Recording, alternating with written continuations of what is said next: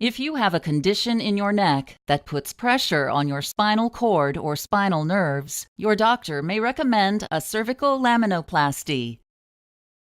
The spine in your neck, also called the cervical spine, has 7 bones called vertebrae. The front part of each vertebra is called the vertebral body, except for the first vertebra. Between most vertebrae is a soft cushion of cartilage called an intervertebral disc. The back part of each vertebra has a curved section called the vertebral arch. Except for the first vertebra, each vertebral arch has a bony projection called the spinous process. On each side of the spinous process is a flat piece of bone called a lamina.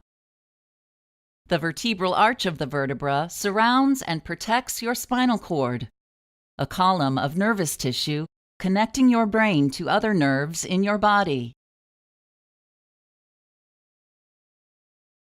Your spinal cord passes through an enclosed space called the vertebral canal, which is formed by the vertebral arches of your vertebrae. Over time, your cervical spine may develop problems, such as a bulging disc or bony growths on your vertebrae called bone spurs. These changes can narrow your vertebral canal and put pressure on your spinal cord or the nerves that branch off of it. The pressure can cause neck pain and stiffness, or pain, numbness, and weakness in your arms or hands. Before your procedure, an intravenous line or IV will be started.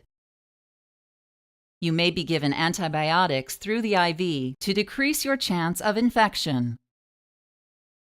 You will be given general anesthesia to make you unconscious and pain-free during the procedure.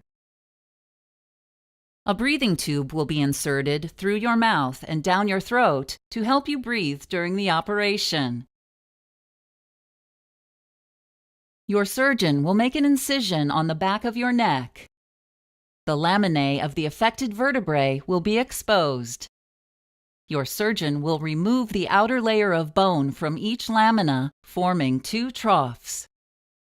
If your surgeon uses the open door technique, he or she will cut the rest of the way through one of the troughs and pull open the vertebral arch, using the other trough as a hinge. This relieves the pressure on your spinal cord. If your surgeon uses the French door or double door variation on this technique, both troughs will be used as hinges. This will allow your surgeon to split the spinous process and open your vertebral arch in the middle. Usually, the vertebral arch will be opened on more than one of your cervical vertebrae. Bone graft material, along with metal plates attached to it, may be inserted into each vertebral arch to hold it open. Your surgeon will close your incision with sutures, surgical skin glue, or staples. Your neck will be placed in a collar to keep it still while your bones heal. After your procedure, your breathing tube will be removed, and you will be taken to the recovery area for monitoring. You'll be given pain medication as needed. You will wear your neck collar for several weeks. You may be released from the hospital within 2 to 3 days after your procedure.